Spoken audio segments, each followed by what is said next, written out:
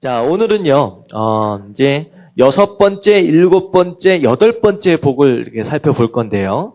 자, 마태복음 5장 8절부터 10절까지의 말씀을 한번 같이 봉독하도록 하겠습니다.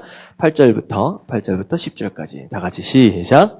마음이 정결한 자는 복이 있나니 그들이 하나님을 볼 것이며 화평케 하는 자는 복이 있나니 그들이 하나님의 아들이라 일컬음을 받을 것이며 의를 위하여 박해를 받은 자는 복이 있나니 천국이 그들의 것임이라. 자, 8절에 보니까 마음이 청결한 자는 복이 있다. 자, 그들이 하나님을 볼 것이다. 하나님을 만나게 되는 그런 복을 받게 된다라고 하는 것인데요. 자, 여기에서 얘기하고 있는 6번째 복, 마음이 청결한 자. 자, 마음이 청결하다. 청결하다라고 하는 것은 무슨 뜻이냐? 깨끗하다, 투명하다. 그리고 불순물이 섞여 있지 않다라고 하는 그런 의미들이 좀 있어요. 어떻게 보면 청결하다라고 하는 것을 삶에 적용해서 보면 어떤 삶을 의미하느냐? 죄로부터 멀리 떨어져 있는 삶, 거룩한 삶을 의미합니다. 자, 우리가 지난주부터 좀 이제 살펴봤던 내용이 뭐냐면 이 8가지 복은요. 앞에 있는 4가지 복과 뒤에 있는 4가지 복이 함께 짝을 이룬다라고 말씀을 드렸습니다. 그래서 사실 오늘 얘기하고 있는 청결한 자, 마음이 청결한 자, 이 6가지 복은 어느 복하고 짝이 지어져 있느냐? 2번째 복하고 짝이 지어져 있어요. 자, 2번째 복이 뭐였는지 기억나세요? 네, 애통하는 자. 애통하는 자가 무엇이라고 설명을 드렸느냐? 하나님께 눈물로 나아가는 자, 힘들고 어려우면 하나님 앞에서 울어라 라고 말씀을 드렸습니다. 힘들다라고 해서 어렵다라고 해서 이 악물고 참는 게 아니라 오히려 하나님 앞에 그냥 내려놓고 울 수 있는 그런 겸손한 마음이 있어야 한다라고 말씀을 드렸고요.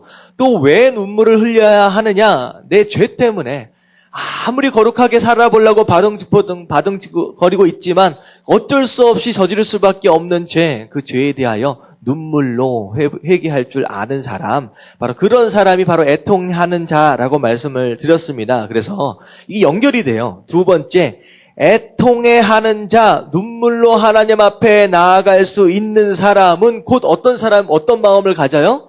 청결한 마음을 갖는다는 거예요.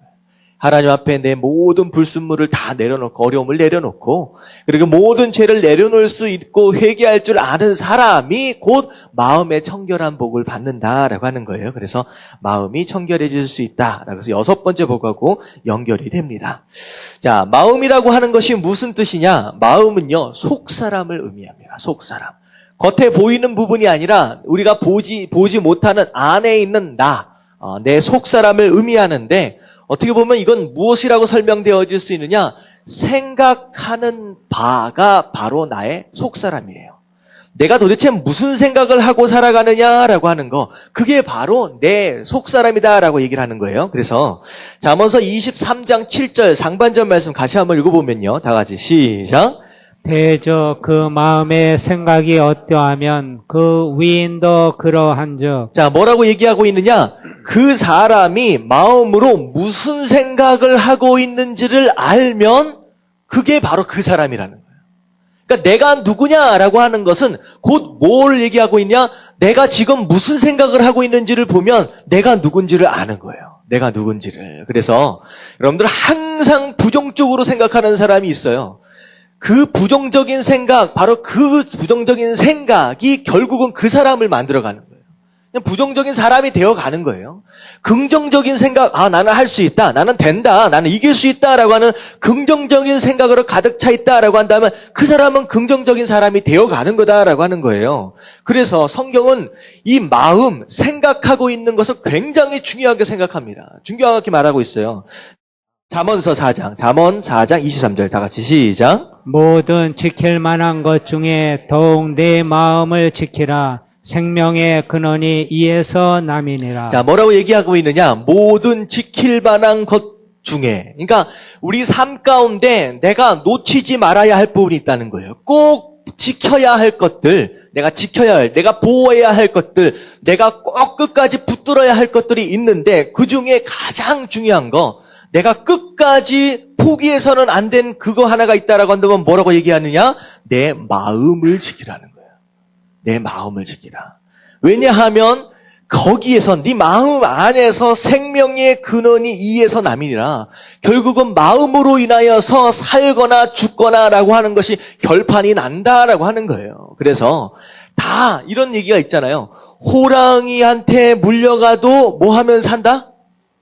정신만 차리면 산다는 거예요. 그러니까 정신이 바로 생각이에요. 그러니까 아무리 심한 고난 가운데 있다라고 할지라도, 세상이 무너진다라고 할지라도 내 마음을 지킬 수만 있다라고 한다면 내가 살 수 있다라고 하는 거예요. 심지어 목숨뿐만 아니라 우리의 영혼까지도 이 마음으로 인하여 구원을 받습니다. 한번 보세요. 로마서 10장 10절 말씀 다 같이 시작. 사람이 마음으로 믿어 의에 이르고 입으로 시인하여 구원에 이르느니라. 자, 구원을 이루기 위해서 자, 무엇으로 믿어야 한다? 마음으로 믿어야 한다라고 하는 거예요. 이게 바로 생각입니다. 이게 가장 중요한 거예요. 내 삶의 중심, 어떻게 보면 내 삶의 처음 시작, 이 생각을 놓쳐버리고 이 마음, 이것을 잃어버리면요, 다 끝장난다라고 하는 거예요. 그래서 마음이 청결하다라고 했을 때의 이 마음이라는 것이 바로 내 삶의 시작이에요. 내가 어떤 삶의 어떤 배경으로 어떤 상황 가운데 어떤 생각을 가지고 있느냐라고 하는 것 그 자체가 우리의 삶을 바꿔놓는다라고 하는 거예요. 그래서 정말로 여러분들 변화된 삶을 사시기 원하시는 분 아멘을 합시다. 아멘. 정말로 이거 정도는 안 되겠다. 내가 정말로 성장해야 되겠고 내가 정말로 변화되기 원한다라고 한다면 여러분은 뭐 먼저 바뀌어야 돼요? 이거부터 바뀌어야 돼요. 마음이 바뀌면 돼요. 여러분 정말로 거룩한 삶을 살기 원하신다라고 한다면 어디부터 바뀌어야 돼요? 여기부터 바뀌어야 돼요. 내가 거룩한 마음이 되어지고 거룩한 생각이 되어지면 그때서야 내 삶이 조금씩 변화되어진다라고 하는 거예요. 그래서 시편 기자는 이런 고백을 해요. 시편 51편 10절 말씀 다 같이 시작.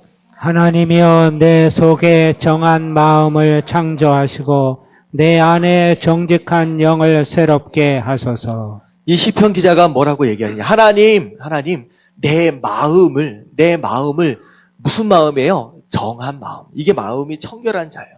깨끗한 마음을 만들어 주세요라고 하는 거예요. 이게 굉장히 커다란 이제 비밀이 숨겨져 있습니다. 우리가 이런 게 있어요. 내 마음, 더러운 마음 어쩔 수 없어요. 하여튼간 이 주변에 우리가 보고 듣는 것들이 더러운 것들이기 때문에 어쩔 수 없이 내 마음에는 내 생각에는 때가 낄 수밖에 없습니다. 근데 이것을 아무리 씻을라 해도 될 수가 없는 거예요. 그래서 이 시편 기자는 뭐라고 얘기하느냐? 이 정결한 마음, 깨끗한 마음을 하나하나 내가 의도하는 가운데 만들어가는 것이 아니라 뭐라고 얘기하느냐? 하나님 정결한 마음을 창조해달라는 거예요. 창조해달라. 내 스스로 할 수 있는 게 아니라는 거예요. 이게 창조는 이런 겁니다. 무에서 유예요. 아예 없다는 거예요. 여러분들, 아기가 태어나면 사람들은 얘기합니다. 이게 성선설이라고 얘기하지요. 참 때묻지 않은 것처럼 아이들이 정말로 이쁘고 착하다고. 여러분들, 아이들이 착하지 않습니다. 우리가 어른들이 볼 때 이 애가 정말로 착한 것 같고 정말 천사 같지만 세상에서 가장 이기적인 존재가 이 아이예요.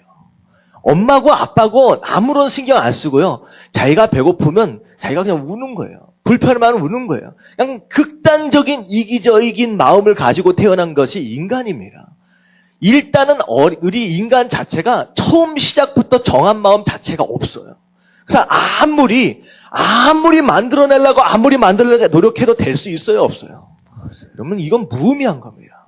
그래서 절이나 수도원에 들어가가지고 이게 하고 있어 하는 거 이게 있잖아요. 독을 닦아서 정한 마음이 나올 수가 없어요. 불교는 항상 그런 의미를 얘기를 해요. 비워라. 여러분 마음이 비워집니까? 뭐 여기 영화 같은 데 이렇게 보면 비우려고 막 하다가 보면 뭐 해요 나중에? 졸잖아요. 졸니까 한 대씩 맞잖아요. 여러분들 사람의 마음은 절대로 비워지지 않습니다. 진공 상태로 존재할 수 없는 게 사람의 마음이에요. 그래서 무엇인가가 빠져나가면 무엇인가로부터 채움을 받을 수밖에 없어요. 그래서 불교는 끊임없이 비워라라고 얘기를 하지만 이게 성경은요 비워라라고 얘기하지 않아요. 뭘로 채워라? 하나님의 영으로 채워라라고 말씀해요. 이게 완전히 반대되는 내용입니다. 네 안에 있는 그런 마음, 썩어있는 마음, 냄새나는 마음 아무리 털어내려고 해봤자 안 된다는 거예요. 그래서 하나님 뭐라고 말씀하시냐? 네 안에 말씀을 채워라, 성령으로 채워라. 그래야 그게 빠져나간다라고 하는 거예요. 이게 사실 창조입니다. 내가 만들어낼 수 없는 거예요. 그래서 이 시편 기자는 얘기하는 거예요. 내 마음, 정한 마음을 창조해 주세요. 내 힘으로 될 수 있는 게 아닙니다. 만들어 달라고 얘기를 하는 거예요. 그래서 이 정한 이 마음 자체가 얼마나 중요한지 여러분들 다 잃어버린다라고 할지라도 여러분들의 마음만큼은 잃어버리지 않으시길 주님의 이름으로 축원합니다. 아멘. 아멘. 그런데 마음을 청결하게 한다라고 했을 때 이 청결하다라고 하는 것이 무슨 뜻이냐? 이게 이제 원어로 보면 카타로이라고 하는 단어인데요. 이게 카타로시스라고 하는 그런 비슷한 뜻이에요. 정화작용, 다시 말하면 깨끗하게 하다라고 하는 그런 뜻이에요. 근데 첫 번째 의미가 무엇이냐? 같이 한번 읽어볼게요. 첫 번째 의미. 다 같이 시작. 섞이지 않은 단순한 마음. 자, 청결하다라고 하는 것은 무엇인가 불순물이 섞여 있지 않다라고 하는 거예요. 다른 것으로 내 마음을 쪼개놓지 않았다라고 하는 그런 뜻입니다. 그러니까 이게 무슨 뜻이냐? 나는 하나만 본다는 거예요. 나는 한 가지 마음만 있다라고 하는 거예요. 그래서 깨끗하다, 지저분하다라고 얘기했을 때 예를 들어서 이런 예를 한번 들어보면요. 좀 어떤 사람이 어떤 남자가 좀 지저분한 남자가 있다라고 해봐요. 이제 도덕적으로 윤리적으로 좀 지저분한 남자가 있다라고 하면 그 남자는 어떤 남자이겠습니까? 이 여자 저 여자 막 아무나 만나고 다니는 남자를 보고 아마 지저분한 남자다라고 생각할 수 있을 것 같아요. 그러면 깨끗한 남자다라고 한다면 어떤 의미냐? 이 반대되는 개념이에요. 일편단심 그녀밖에 없는 거예요. 한 사람만 바라보는 바로 그런 모습이 깨끗하다라고 얘기를 할 수 있는 거예요. 그렇다라고 한다면 신앙도 마찬가지입니다. 이것저것 바라보고 이것저것 의지하는 그런 갈라져 있는 그런 마음이 아니라 오직 누구밖에 없다? 오직 하나님밖에 없다. 내가 바라볼 분은 하나님밖에 없습니다. 내가 의지할 분은 예수님밖에 없습니다. 라고 하는 하나님만 바라보고 하나님의 뜻만을 붙들 줄 아는 바로 그런 것이, 그런 마음이 그게 바로 청결한 마음이다 라고 하는 거예요. 그래서 야고보서 4장 8절 말씀 한번 읽어볼게요. 야고보서 4장 8절 말씀 다 같이 시작. 하나님을 가까이 하라. 그리하면 너희를 가까이 하시리라. 죄인들아 손을 깨끗이 하라. 두 마음을 품은 자들아 마음을 성결하게 하라. 자, 마지막 부분에 두 마음을 품은 자들아 마음을 성결하게 하라. 마음을 깨끗하게 하라라는 거예요. 다시 말하면 더러워져 있는 그 마음이 어떤 상태라고 지금 정의를 하고 있느냐? 몇 가지 마음? 두 가지 마음. 다른 마음이 있다는 거예요. 하나님만 바라보지 못하고 또 다른 것을 바라보는 또 다른 마음을 품은 그 두 가지 마음을 품은 것이 더러운 것이기 때문에 그래서 이 마음을 가진 사람들은 성결함을 입어라 라고 얘기를 하는 거예요. 그래서 두 마음을 품은 것 자체가 지저분한 것이고 한 가지만 바라보는 바로 그런 사람, 주님만 바라보고 하나님만 의지하는 바로 그런 마음을 가진 사람이 곧 하나님을 볼 수 있게 된다라고 하는 것입니다. 그래서 청결하다라고 하는 것은 섞이지 않은 단순한 마음, 하나님만 바라보는 그런 마음을 의미하고요. 자, 두 번째 어떤 마음이냐? 다 같이 한번 읽어볼게요. 시작. 깨끗하게 씻다. 자, 청결하다라고 하는 것은 깨끗하게 씻는다라고 하는 거예요. 자, 우리의 삶을 무엇으로 씻어요? 예수님의 보혈로 깨끗하게 씻어야 합니다. 그래서 죄로 더러워진 우리의 삶이 예수님의 보혈로 깨끗하게 씻음을 받을 때 바로 그때가 청결하게 된다라고 하는 거예요. 그래서 이게 사실 두 번째 복이었던 그 애통하는 자 뭐 하는 자예요? 눈물로 회개할 줄 아는 사람이 바로 청결한 마음을 얻는다라고 하는 것입니다. 그래서 요한일서 1장 9절 말씀 같이 한번 읽어봅니다. 다 같이 시작. 만일 우리가 우리 죄를 자백하면 그는 미쁘시고 의로우사 우리 죄를 사하시며 우리를 모든 불의에서 깨끗하게 하실 것이요. 자, 우리를 모든 불의에서 깨끗하게 하실 것이요. 뭐 하기만 하면요? 자백하기만 하면, 회개하기만 하면 하나님께서, 예수님께서 용서해 주신다. 그래서 우리를 깨끗하게 해 주신다라고 말씀하시는 것입니다. 자, 그래서 이제 6번째였죠. 6번째. 마음이 청결한 자, 마음이 청결한 삶은 누구만 바라보는 거예요? 하나님만 바라보는 거. 그리고 눈물로 회개함으로 용서받는 바로 그런 사람. 자, 그런 사람이 누굴 보게 된다고요? 하나님을 보게 된다. 하나님을 만나게 된다라고 하는 거. 여러분들 이런 복을 받으시길 주님의 이름으로 축원합니다. 아멘. 자, 9절 말씀 이제 7번째 복입니다. 다 같이 한번 읽어볼게요. 9절 말씀 다 같이 시작. 화평하게 하는 자는 복이 있나니 그들이 하나님의 아들이라 일컬음을 받을 것이며. 자, 7번째 복이 화평하게 하는 자, 바로 이런 사람을 뭐라고 얘기해 주시냐? 하나님의 아들이다라고 이제 일컬음을 받을 것이다라고 얘기를 하는 겁니다. 자, 우리가 이제 주변에서 보면 이런 사람들이 있어요. 관계를 맺어주는 사람들이 있는가 하면요. 어떤 사람은 관계를 끊어주는 사람이 있어요. 이게 이런 거예요. 누군가를 만나면 제가 어떤 목사님하고 이렇게 항상 만나면 그분은요, 저랑 함께 만나는 가운데 주변의 누구들을 항상 소개시켜주는 사람이 있어요. 그러니까 같이 얘기를 하다가 누가 지나가면, 이 목사님 하면서, 전도사님, 이 사모님 하면서 그분을 저하고 연결시켜주려고 애를 쓰는 사람이 있어요. 그러면서, 이분은 참 이런 분이고 저런 분이고 하면서 막 칭찬과 격려를 해주면서 또 저에 대해서 그 사람을 소개할 때, 저에 대해서 그 사람에게 소개할 때 저에 대해서 막 칭찬을 해주면서 어떻게 해서든지 이 사람과 저 사람을 연결시켜주려고 애를 쓰는 사람이 있어요. 그러면 이 사람은요, 제가 그 사람을 만나면 굉장히 기분이 좋아집니다. 왜 그래요? 연결시켜주는 가운데 누구 칭찬해줘요? 제 칭찬을 해줘요. 그리고 다른 사람에 대해서 좋은 것들을 듣기 때문에 이 사람은 만나면 항상 기분이 좋아지고요. 그리고 그 사람과의 관계를 통하여 제 관계가 어떻게 됩니까? 더 풍성해집니다. 이 사람 한 사람을 만났는데 이 사람으로 인하여 다른 관계들이 잘 형성이 되는 거예요. 그래서 이 사람을 몰랐을 때는 이 사람 몰랐는데 이 사람을 알게 되는 것으로 인하여서 많은 사람들을 알게 되고 제 관계가 풍성해지는 사람이 있어요. 근데요, 어떤 사람은요, 만나면 무슨 얘기를 해요? 이 사람 못쓸 사람이다. 이 사람은 안 맞는 사람. 이게 틀린 사람이라고. 하여튼간 만나면 누군가의 욕을 하는 거예요. 그래가지고 어떻게 돼요? 이 사람과의 관계를 통하여서 제가 이미 가지고 있던 관계들이 어떻게 됩니까? 끊어져. 이상하게 끊어져요.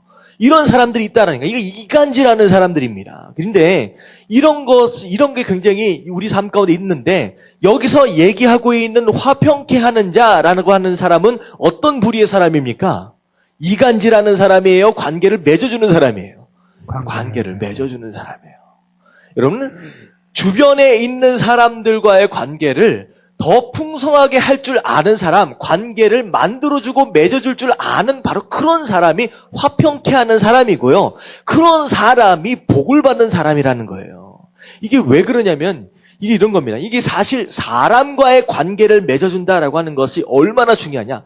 이게 방금 말씀드린 것처럼 굉장히 중요한데 이거보다 더 중요한 게 뭐냐면 사실 이제 마지막까지 가면 무엇을 의미하느냐? 이 화평케 하는 자는 누구와의 관계를 맺어주는 사람이에요? 하나님. 이게 바로 하나님과의 관계를 맺어주는 사람이에요. 그런 거예요. 주변에 하나님과의 끊어진 관계가 얼마나 많습니까? 믿다가 믿지 않은 사람들이 있고요. 시험 들어서 떠난 사람들이 있고요. 아예 하나님을 모르는 완전히 끊어진 것부터 시작되는 관계들이 얼마나 많아요. 하지만 주변에는 끊어진 그런 관계를 어떻게 해서든 하나님과 연결해 보려고 애쓰는 사람, 뭐 하는 사람이에요? 전도하는 사람이에요. 이게 화평케 하는 사람이에요. 관계를 만들어지고 이어지고 그 사람, 끊어진 그 관계, 하나님과의 끊어진 그 관계를 어떻게 해서든 하나님께로 인도하려고 애쓰는 바로 그런 사람이 뭐라고 일컬음을 받는다? 하나님의 아들. 왜 그런지 아세요? 예수님 이 땅에 오셔서 하신 일이 뭐예요? 바로 이거 위해서 하신 거예요.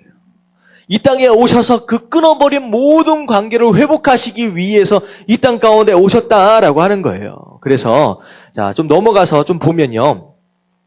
자, 골로새서 1장 20절부터 22절까지의 말씀, 1장 20절부터 22절까지 말씀 같이 봉독합니다. 시작. 그의 십자가의 피로 화평을 이루사 만물 곧 땅에 있는 것들이나 하늘에 있는 것들이 그로 말미암아 자기와 화목하게 되기를 기뻐하심이라. 21절.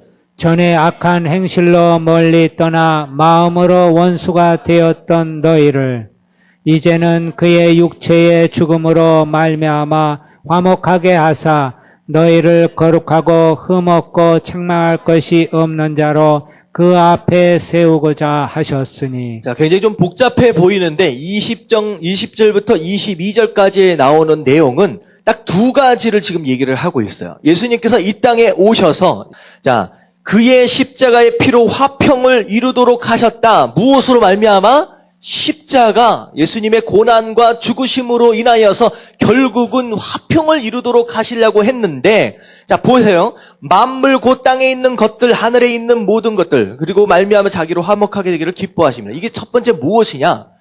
우리가 하나님과의 관계가 죄로 인하여 끊어졌어요. 에덴 동산에서. 그것으로 말미암아 또 다른 무슨 관계가 끊어졌어요? 사람과의 관계가 끊어졌어요. 그 다음에 끊어진 관계가 무슨 관계예요? 만물과의 관계가 끊어졌어요. 그러니까 하나님과의 관계가 끊어지는 것으로 인하여 마치 도미노처럼 사람과의 관계가 끊어지고 그리고 만물과의 관계가 끊어졌다라고 하는 거예요. 그런데 예수님께서 이 땅의 십자가로 인하여, 예수님의 십자가로 인하여 화평을 이루도록 하셨는데, 자, 어떤 것이냐? 세상에 존재하고 있는 모든 만물들과의 관계를 화목하도록 하셨다라고 하는 거. 그리고 그 다음에 21절부터 22절까지 나오는 얘기는 누구와의 관계예요? 죄로 인하여 누구와 원수가 되어버렸어요? 하나님과 원수가 되어버렸어요. 그래서 그 끊어진 하나님과의 관계를 연결시켜 주시기 위해서, 화목해 하시기 위해서 이 땅에 예수님께서 오셨다라고 하는 거예요. 그래서 만물과의 화목, 하나님과의 화목, 바로 이것들을 위해서 예수님께서 오셨기 때문에 그분이 누구입니까? 바로 하나님의 아들. 그래서 이 땅에서 우리가 살면서 끊어진 관계들을 연결시켜주고 끊어진 하나님과의 관계를 연결시켜 주려고 애를 쓰는 바로 그런 사람이 바로 하나님의 아들이다라고 일컬음을 받는다라고 하는 거예요. 근데 누가 어떻게 해야 화목하게 할 수 있느냐? 이게 아까 맨 처음에 얘기한 것처럼 세 번째 복하고 일곱 번째 복이 연결이 되는 겁니다. 조금 순서가 바뀌었어요. 세 번째 복하고 일곱 번째 복. 자, 세 번째 복이 뭐였는지 기억나세요? 네, 온유한 자입니다. 온유한 자. 끝까지 참고 기다릴 줄 아는 자, 믿음으로 잠잠히 기다릴 줄 아는 사람, 이런 마음이 온유한 사람이라고 말씀을 드렸잖아요.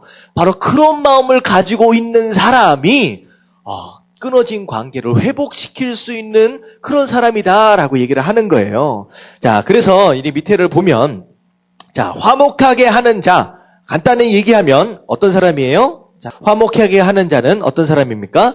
세상이 하나님을 만나도록 하는 통로다라고 얘기하는 거예요. 세상이 하나님을 만나도록 하는 통로다. 이게 무슨 뜻이냐면요. 여러분들, 하나님의 뜻을 알려면 우리가 뭘 읽어야 돼요? 말씀을 읽어야 됩니다. 여러분, 우리는 말씀을 통하여 하나님을 만나게 됩니다. 말씀을 통하여 하나님의 뜻을 깨닫게 되고 말씀을 통하여 하나님을 경험하게 됩니다.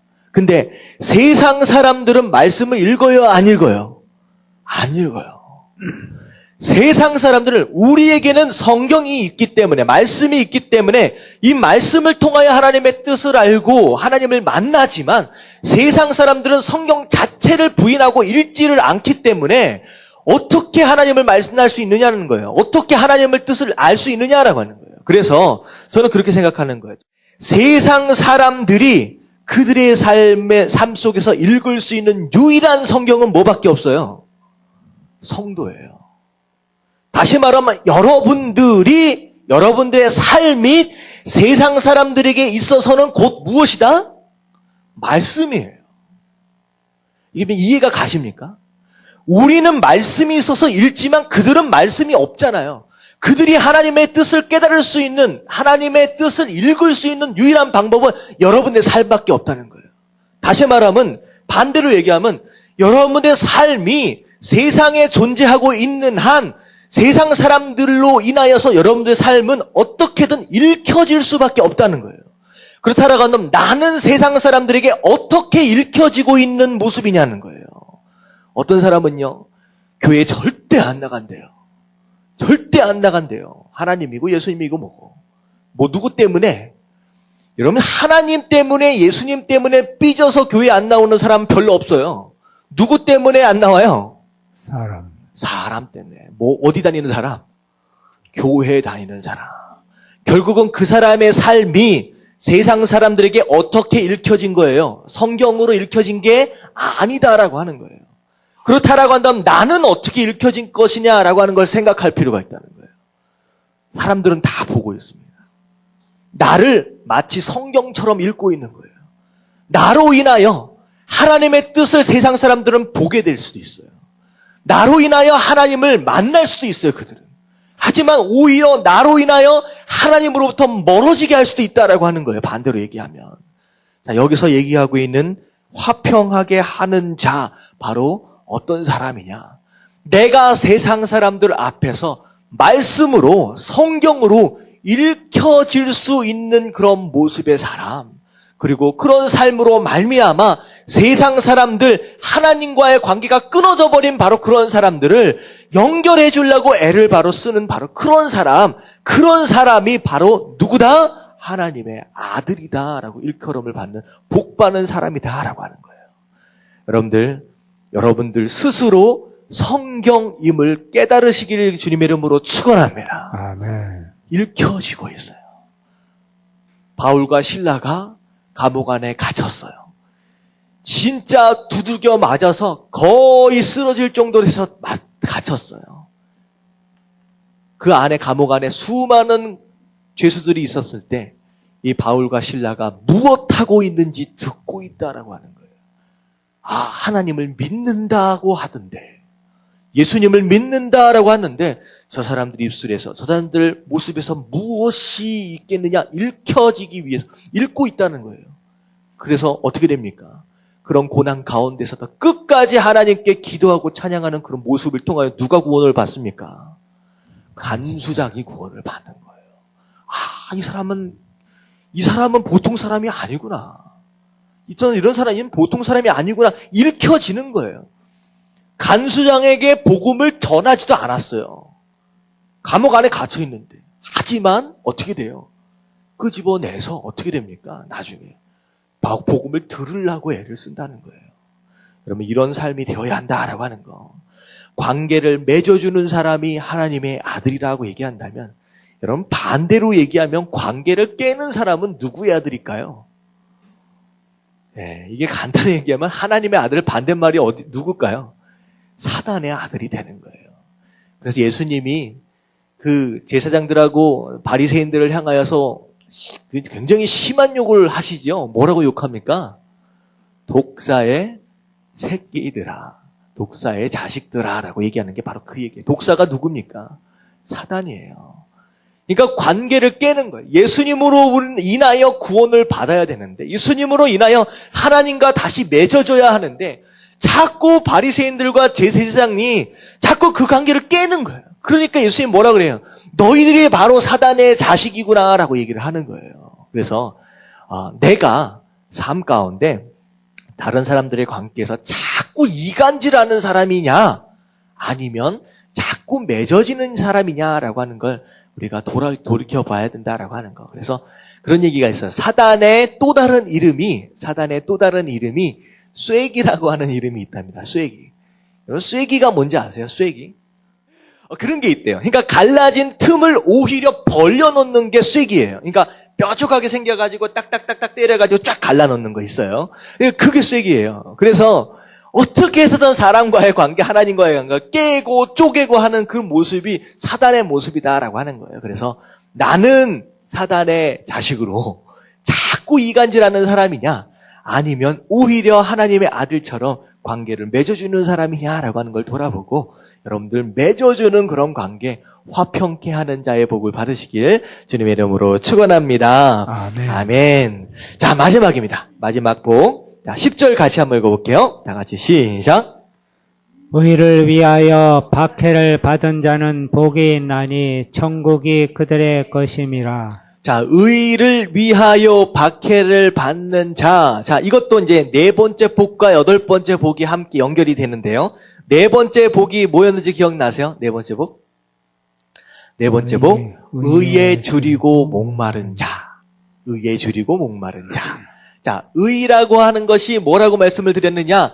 하나님의 뜻이 의이고 예수 그리스도가 의이고 그리고 이것을 더 깊이 들어가서 얘기하면 의는 하나님과의 온전한 관계가 의라고 그랬어요. 그래서 의에 줄이고 목마른 자는 하나님과의 온전한 관계에 갈급해하는 사람이에요. 근데 하나님과의 온전한 관계를 이룰 수 있는 유일한 방법은 무엇이냐?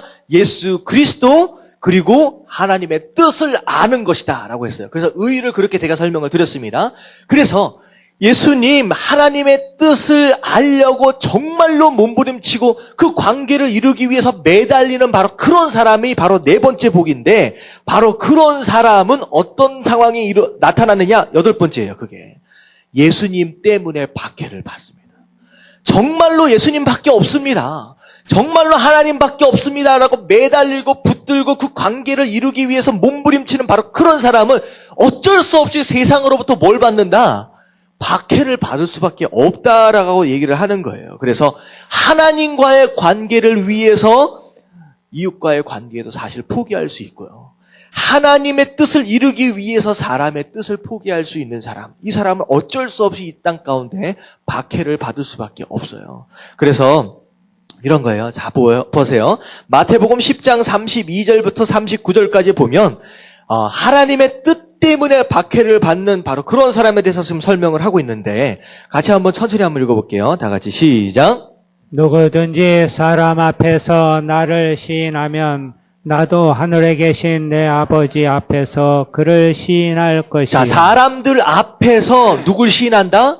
예수 그리스도를 그리스도로 그리고 주님으로 구세주로 시인하면 그래야 내가 아버지 앞에서도 너와의 나의 관계를 내가 시인해 주겠다라고 얘기하는 거예요. 근데 33절 다 같이 시작. 누구든지 사람 앞에서 나를 부인하면 나도 하늘에 계신 내 아버지 앞에서 그를 부인하리라. 세상 앞에서 안 믿는 것처럼 하고 사는 성도들이 많다라는 거예요. 많죠. 제가 말씀드렸잖아요. 2, 3년 동안 같이 같은 직장에서 일했는데 야, 너 교회 다녔어? 라고 하는 상황이 바로 이런 상황이에요. 단 한 번도 나는 그리스도인이다 라고 고백한 적이 없어요. 주변에게. 세상 앞에서 그런 고백과 시인이 없는 사람은 어떻게 하신다? 예수님도 하나님 앞에서 네가 누구냐라고 얘기를 해버리신다는 거예요. 이러면 이것은요. 간단하게 설명되어지는 것 같지만 이건 재앙이에요. 열심히 교회도 다니고 했는데 마지막 백보자 심판대 앞에서 예수님이 야, 넌 누구냐라고 하면 어떻게 되는 거예요? 어디 가는 거예요? 이게 이해가 안 가세요? 어디 가는 거예요? 지옥 가는 거예요. 예수님이 내가 너를 모르겠다라고 한다면 끝장나는 겁니다. 지옥 가는 겁니다. 이거 얼마나 큰지.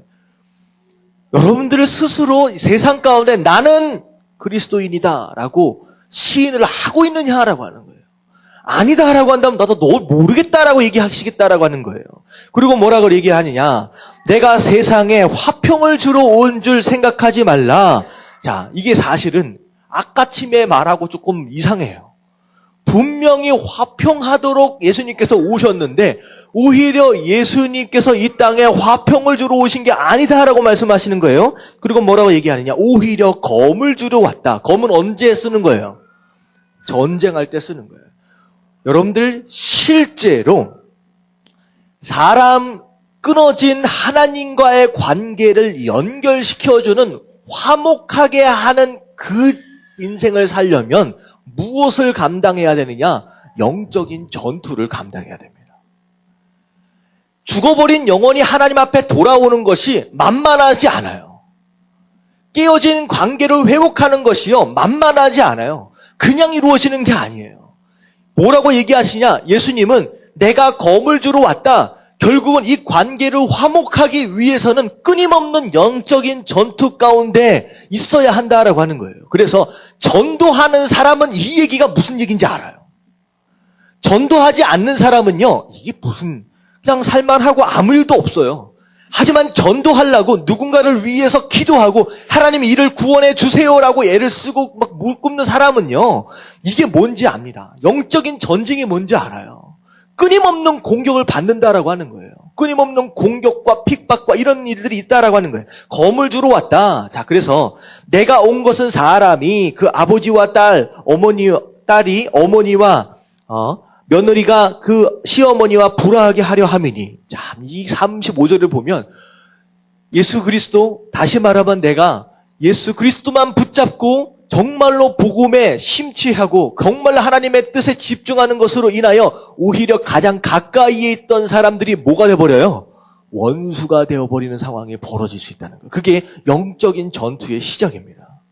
근데 재밌는 건 뭐냐면 그들과의 원수됨을 피하기 위해서 그 전쟁을 피해버리면요, 그들이 하나님께 돌아올 수 있는 기회가 있습니까? 없습니까? 없어요. 그래서 전쟁이다. 정말 어쩔 수 없는 피 흘림이 있다라고 할지라도 그 전쟁을 감수해야 돼요. 왜 그러냐면 그것으로 인하여 결국 그 전쟁에 이기면 그들이 하나님을 만나는 그 열매를 딸 수 있기 때문에. 여러분, 이런 경우가 되게 많습니다. 타협하지 마십시오. 진짜 중요한 관계를 붙잡으면요, 모든 관계가 다 회복돼요. 하지만 이걸 놓쳐버리고 좋은 게 좋은 거지라는 쪽으로 가면요, 이 관계도 놓치고 이 관계도 다 깨진다는 거예요. 그래서 예수님 뭐라고 말씀하시냐? 그럴 수 있다라고 하는 거예요. 가장 가까운 사람들과의 원수 되어짐이 있을 수 있다. 36절에 사람의 원수가 자기 집안 식구니라. 아버지나 어머니를 나보다 더 사랑하는 자는 내게 합당하지 아니하고 아들이나 딸을 나보다 더 사랑하는 자도 내게 합당하지 아니하며 또 자기 십자가를 지고 나를 따르지 않는 자도 내게 합당하지 아니하니라. 39절 다 같이 시작. 자기 목숨을 얻는 자는 잃을 것이요 나를 위하여 자기 목숨을 잃는 자는 얻으리라. 내가 잘 살아보려고 애를 쓰는 거예요. 내 주변과의 관계들. 그렇잖아요. 오늘 사실은 주일이에요. 제가 이제 목회를 하면서 가장 신앙생활 가운데 가장 중요한 것이 무엇이냐라고 얘기했을 때 예배라고 말씀을 드렸습니다. 예배는 하나님과의 관계예요. 그럼 무슨 일이 있어도 두 발로 걸어 나올 수만 있으면요, 무조건 몸을 끌고라도 나와야 돼요. 그게 중요해요. 그런 각오가 없으면요, 아무런 영적 전쟁도 이길 수가 없어요. 만약에 예배 가운데 가장 가까운 내 딸이라고 할지라도 내 부모라고 할지라도 예배를 방해하는 그 무엇이다라도 있다고 한다면 전쟁을 해야 돼요. 이 관계를 사수해야 돼요. 이 관계를 잃어버리면 다 끝장납니다. 제가 전에 섬기던 이제 교회에 이제 담임 목사님이 계시는데, 신승호 목사님 잠깐 얘기를 드리면 이분이 원래 예수님을 믿으신 분이 아닙니다. 그러니까 세상에서 이제 사업을 하시다가 갑자기 이제 하나님을 만나게 된 거예요. 은혜를 받은 거예요. 그래서 정말로 뭐 빌딩들도 몇 개 있었고 막 정말 웬만한 부요함도 이제 누리고 있었는데, 근데 기도를 하다 보니까 그런 거예요. 한 영혼이 뭐보다 귀하다? 천하보다 귀하다. 내가 아무리 빌딩들을 많이 산다라고 할지라도 천하를 얻을 수 있는 건 아니라는 거예요. 근데 하나님 뭐라고 말씀하시냐? 영혼 하나가 하나님 앞에 돌아오는 것 자체가 천하를 얻는 것보다 더 귀하다는 거예요. 그래서 그 목사님, 그분이, 야, 이거다. 내가 무엇하기 위해서 이 세상을 사느냐? 천하보다 귀한 영혼을 하나님 앞에 데리고 갈 수 있다라고 한다면 이만큼 가치 있는 인생이 어디 있겠느냐? 그래서 목사님 되신 거예요. 근데 그때만 해도 본인도 예수님을 안 믿었을 뿐더러 전체 가족이 다 안 믿는 거예요.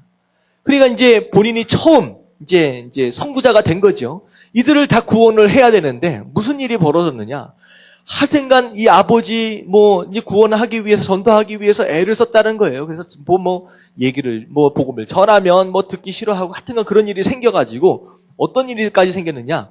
나중에는요, 정말 이제 긴 얘기를 좀 짧게 얘기를 하면 정말 하나님의 은혜로 이분이 교회를 다니시게 된 거예요. 교회를. 그래서 얼마나 감사해. 진짜 이분은 이 아버지가 절대로 예수님을 믿으실 수 있는 분이 아니었대요. 근데 하나님의 은혜로 교회를 다니시게 된 거예요. 얼마나 감사해요. 근데 갑자기 하나님이 너 선교지로 가라. 너 아프리카로 가라라고 명령을 내리신 거예요. 그런데 이게 이제 이분이 장남이세요. 이제 아버지를 이제 보살펴야 되는데 이 아버지 두고 가겠다는 거예요. 이 아버지가 갑자기 이제 화가 나신 거예요. 어떻게 그럴 수가 있냐? 네가 정말로 가겠느냐? 나 버리고 가겠느냐? 그래가지고 이게 어떤 상황이 벌어졌냐면 하나님의 음성은 가라라고 하는 것이고 이 아버지는 네가 가면 그런 하나님 난 안 믿는다. 어떻게 부모 버리고 가는 자식이 그게 제대로 된 자식이고 그런 하나님을 내가 어떻게 믿겠느냐? 나 안 믿는다. 라고 했대요. 그랬을 때 어떻게 했었을까? 어디에 순종했어요? 갔어요. 하나님의 말씀을. 이게 그 얘기예요.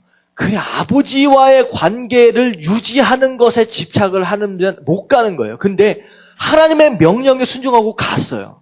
그러니까 이 아버지가 생각할 때 내 아들은 효자야. 여러분들 효자가 미리 돼 있어야 돼요. 그게 말이 되는 거예요.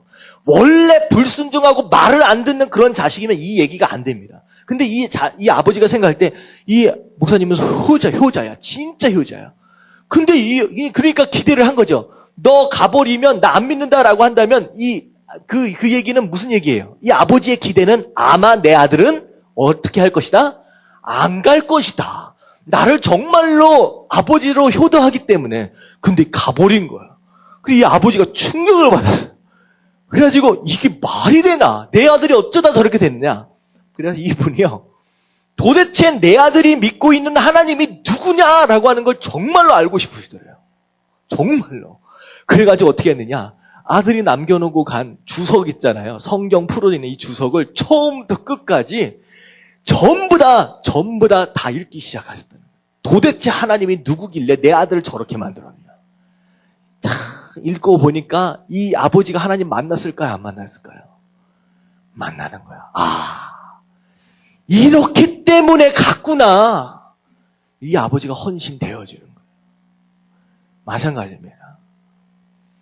주변에 있는 잠깐 동안의 유익, 이 관계, 이거 유지하려고 하면요 아무것도 안 돼. 결국은 다 놓치는 거예요. 그래서 얘기하는 거예요. 네 목숨을 얻어보려고, 네 주변에 있는 중요하다라고 생각하는 걸 잃지 않으려고 매달리면 다 잃어버린다. 오히려 가장 중요한 거 복음 붙잡고 하나님 붙잡고 오히려 이 다른 것들 다 포기할 수 있으면 결국 어떻게 된다는 거예요? 그러면 다 얻는다라고 얘기를 하는 거예요. 여러분들 박해가 바로 이런 것으로 인하여 옵니다. 정말로 하나님밖에 없습니다.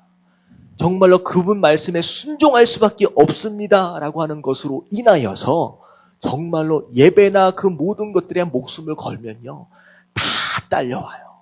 다 딸려와요. 하지만 적당히 타협하고 그렇게 있으면요 그냥 그런 대로 사는 거예요. 여러분들 정말로 마음 가운데 나는 이렇게는 도저히 못 살겠습니다. 나는 좀 변화해야 됐고 내 삶이 좀 바뀌어야 될 것 같고 정말 이제는 제대로 인간답게 성도답게 살고 싶습니다라고 하는 그런 변화에 대한 갈급함이 있으시면요 여러분 이 말씀을 붙잡으십시오. 정말로 중요한 게 뭔지를 잡고 그것에 목숨을 거십시오. 그러면 나머지가 다 따라오는 거예요. 근데요 우리가 잘 알아야 되는 게 내가 왜 박해를 받는 거냐라고 하는 것도 잘 알아야 돼요. 내가 정말로 신앙으로 인하여서 내가 박해를 받고 있느냐 아니면요 내 더러운 성질 때문에 내가 제대로 살지 못하는 것으로 인하여서 받고 있는 박해인지도 잘 알아야 돼요. 어떤 며느리가 있었어요. 며느리가 있는데 하여튼간 이제 시어머니 남편으로부터 엄청 핍박을 받는 거야. 그래서 이제 이 목사님이 생각할 때 이 며느리를 딱 볼 때 이게 이제 교회 다니고 하느냐 보니까 참 힘들게 박해를 받는구나. 기도를 해줬대요. 근데 나중에 이게 이제 신방을 가게 된 거예요. 신방을 가게 돼서 시어머니하고 남편하고 우연치 않게 예배 가운데 만나게 된 거예요. 얘기를 다 들어보니까 어떤 상황이냐? 이 며느리가 며느리로서 제대로 사는 게 아니야. 자식들 제대로 못 키우고, 그러니까 자식들 밥해 먹는 것도 제대로 못하면서 하여튼간 자기가 해야 할 것을 제대로 못해. 이거 자기 성질이 또 있어. 뭐라고 한마디 하면 막 떽떽거리면서 자기가 또 성질을 부려. 그러니까 결국은 교회나 신앙생활을 위해 그것으로 인하여 박해를 받는 게 아니라 그 더러운 성질 때문에 며느리로서 있어서야 할 그 책임을 감당하지 못하는 것들 때문에 욕을 먹고 있더라는 거예요. 그래서 이게 사실 우리가 잘 알아야 돼. 내가 뭐 때문에 핍박받고 뭐 때문에 박해받고 있는지, 내가 의 때문에 그러고 있는 건지, 예수님 때문에 그러고 있는지, 아니면 내가 더러운 성격 때문에 내가 책임을 다하지 못하고 있는 것들 때문에 내가 박해를 받고 있는지, 이게 잘 알아야 돼요. 이게 착각하는 경우가 있다라고 하는 거예요. 네, 그런 경우가 있습니다. 네, 어쨌든 박해를 받는다라고 하는 거, 이것은 우리가 정말로 제대로 살면 그렇게 될 수밖에 없다라고 하는 거. 마지막 말씀 디모데후서 3장 12절 말씀 같이 한번 읽어봅니다. 시작. 무릇 그리스도 예수 안에서 경건하게 살고자 하는 자는 박해를 받으리라. 자, 박해를 받는다라고 하는 것은 어떤 일이냐? 당연한 거예요. 성도로 뭐 하려고 애쓰는 사람? 경건하게 살고자 하는 자. 경건이 영어로 뭐냐면 godliness예요. 하나님처럼 되려고 애쓰는 사람이에요. 다시 말하면 예담입니다. 예수님을 닮아가려고 정말로 애를 쓰는 사람은 결국은 뭐 받을 수밖에 없다? 박해를 받는다. 반대로 이상하게 내 삶 가운데는 아무런 박해가 없어. 자, 뭐 하고 있는 거예요? 경건하려고 애쓰는 모습이 없는 것일 수도 있다라고 하는 거예요. 돌아보셔야 합니다. 그래서 자, 오늘 말씀을 좀 정리하겠습니다. 자, 여섯 번째 복이 뭐였어요? 마음이 청결한 자. 자, 그래서 누굴 어떻게 본다? 하나님을 우리가 볼 수 있도록 한다. 깨끗한 마음을 가지는 자. 그리고 일곱 번째, 자, 복이 뭡니까? 화평하게 하는 자. 이간질해서는 안 된다는, 관계를 맺어주려고 애를 쓰는 사람, 특별히 하나님과의 관계를 맺어주려고 애쓰는 사람은 하나님의 아들이다라고 하는 일컬음을 받는다. 자, 8번 무엇입니까? 의를 위하여 박해를 받는 자, 핍박받는 자. 자, 이런 사람들에게는 천국을 주신다라고 얘기를 했습니다. 자, 그래서 우리가 복 있는 사람의 복 받을 짓 해가지고 1, 2, 3 해가지고 3주 동안 우리가 좀 살펴봤는데, 한번 우리가 좀 기억하는 마음으로 마태복음 5장 3절부터 10절까지 말씀 한번 천천히 한번 읽어보도록 하겠습니다. 시작. 심령이 가난한 자는 복이 있나니 천국이 그들의 것이며, 애통하는 자는 복이 있나니 그들이 위로를 받을 것이며, 온유한 자는 복이 있나니 그들이 땅을 기업으로 받을 것이며, 의에 줄이고 목마른 자는 복이 있나니 그들이 배부릴 것이며, 긍휼히 여기는 자는 복이 있나니 그들이 긍휼히 여김을 받을 것이며, 마음이 청결한 자는 복이 있나니 그들이 하나님을 볼 것이며, 화평하게 하는 자는 복이 있나니 그들이 하나님의 아들이라 일컬음을 받을 것이며, 의를 위하여 박해를 받은 자는 복이 있나니 천국이 그들의 것임이라. 아멘. 자, 그래서 이런 복을 받기 위해서 제가 말씀을 드렸지만, 복 받는 삶을 살려면 어떻게 해야 된다?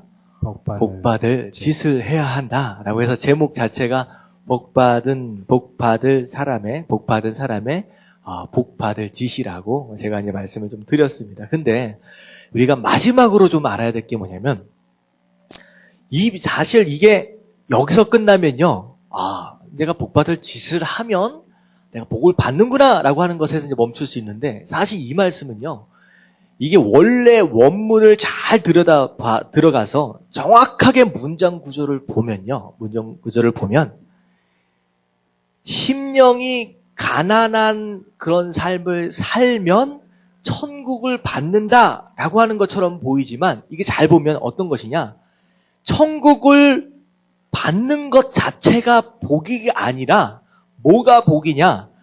심령, 마음 가운데 가난해 할 줄 아는 그것 자체가 복이라는 거예요. 그러니까 좀 설명을 좀 다시 드리면, 심령이 가난한 자는 아무나 심령이 가난한 자가 아니라 복을 받은 사람이 심령이 가난한 자예요. 좀 깨달아지십니까? 이해가 안 가나? 그러니까 애통하다라고 하는, 눈물을 흘린다라고 하는 것은 아무나 눈물을 흘릴 수 있는 게 아니에요. 오히려 복을 받은 사람이 애통해할 줄 안다라고 하는 거예요. 그러니까 다시 말하면 심령을 가난해하는 이 마음 자체가 그게 복이에요. 그리고 애통해하는 마음 자체가 복이에요. 온유해하는 그것 자체가 그게 복이라는 거예요. 그래서 이런 거예요. 목사들이 이렇게 보면요, 좀 이것을 좀 하면 이런 복을 받을 텐데, 이걸 좀 하면 이렇게 복을 받을 텐데 이게 됩니까? 안 됩니까? 이게 진짜 안 돼요. 근데 재밌는 건 뭐냐면 이것을 할 수 있는 것 자체가 뭐라는 거예요?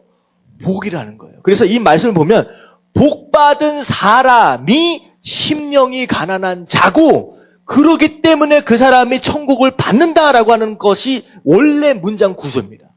다시 말하면 우리가 이런 삶을 살려면 내가 노력해서 되는 게 아니라 뭐가 있어야 돼요? 하나님이 먼저 나를 복을 주셔야 가능하다는 거예요. 그러니까 이런 거예요. 참 회개 안 해. 참 예배 안 드려. 진짜로 답답해요. 그것만 하면 복을 받을 텐데, 근데 그게 왜 예배가 안 드려지고 왜 기도를 안 하는지 아세요? 복이 없기 때문이에요. 복이 없기 때문에 기도를 안 하는 거예요. 복이 없기 때문에 예배를 안 드리는 거예요. 복이 없기 때문에 말씀을 사모하지 않는 거예요. 그래서 우리가 먼저 뭘 받아야 돼요? 복을 먼저 받아야 돼요. 하나님, 이상하게 이런 마음이 안 생깁니다. 하나님, 내가 아무리 하려고 안 됩니다. 이상하게 기도하려고 하는 마음은 생각은 있는데 기도하려고 있는 마음도 안 생기고 예배에 대한 사모함도 없고. 여러분들 뭘 위해서 기도해야 되냐? 하나님, 내게 복 주세요. 하나님, 내게 복 주세요. 여러분, 먼저 복을 받아야 이 마음이 생겨요. 이게 원래 의미예요. 근데 여러분들 이런 복은 어떻게 받는 줄 아세요? 여러분, 아브라함이 어떻게 복을 받았어요? 이삭과 야곱이 어떻게 복을 받았어요? 막 매달려서 무엇인가를 선한 일을 해서 받은 게 아니에요. 별로 한 게 없는 게 받았어요. 다시 말하면 복은 은혜로 주시는 거예요. 은혜로 주시는 거예요. 내가 뭔가를 해서 받는 게 아니라 오히려 하나님 은혜로 주시는 거예요. 근데 중요한 건 은혜는 누가 받아요? 이게 마지막이에요. 은혜는 누가 받아요? 마지막 말씀, 베드로전서 5장 5절 말씀. 베드로전서 5장 5절 말씀 다 같이 시작. 젊은 자들아, 이와 같이 장로들에게 순종하고 다 겸손으로 허리를 동이라. 하나님은 교만한 자를 대적하시되 겸손한 자들에게는 은혜를 주시느니라. 자, 누가 은혜를 받는다? 겸손한 자. 겸손한 자에게 하나님이 은혜를 주신대요. 근데 겸손한 자는 어떤 사람이에요? 이 말씀에 나와 있어요. 어떤 사람이 겸손해요? 위에 말씀 보세요. 젊은 자들아, 이와 같이 장로들에게 뭐 해라? 순종하라. 여러분들, 순종하는 사람이 겸손한 사람입니다. 그런 사람이 은혜를 받아요. 아무리 얘기해도 안 들어. 그러면 은혜를 받을 수 없어요. 그러면 복 받을 수도 없고, 이런 8가지 복은 누구 얘기예요? 그냥 남 얘기가 되는 거예요. 여러분들, 제발 복 받는 삶을 사시게 되길 주님의 이름으로 축원합니다. 아멘. 제가 이게 주보에 보면요, 주보 이렇게 앞에 이렇게 보면 왜 이렇게 나는 안 보이지? 나는 절대 양보하지 않습니다. 여기 뒤에 이게 보면 이거 있잖아요. 내가 정말로 양보하지 말아야 할 5가지를 얘기했어요. 첫 번째가 뭐예요? 두 번째가 말씀, 기도. 그 다음에 세 번째가 잠깐만요. 기도. 네, 세 번째가 기도고, 네 번째가 전도, 5번째가 사랑. 여러분, 이게 우리 신앙생활의 핵심이에요. 여러분들, 예배에 순종하지 않고, 말씀 읽는 것에 순종하지 않고, 기도하는 것에 순종하지 않고, 전도하는 것이나 사랑하는 것에 순종하지 않고, 내가 복 못 받았다라고 얘기하는 것만큼 미련한 게 없어요. 순종하는 게 겸손입니다. 겸손한 사람에게 은혜가 있습니다.